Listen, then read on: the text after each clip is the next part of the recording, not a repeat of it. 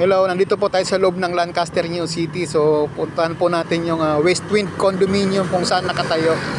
Dito sa loob ng Lancaster. Dito lang po yung banda. Westwind.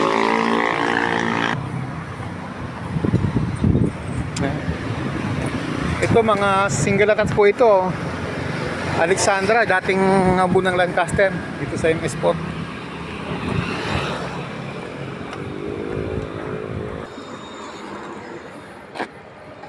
Yan po, may isang school po yan.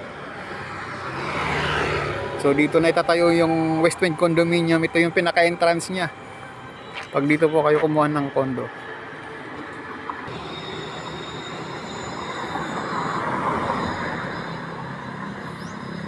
So ayan, ongoing constructed na siya, nagsisimula na.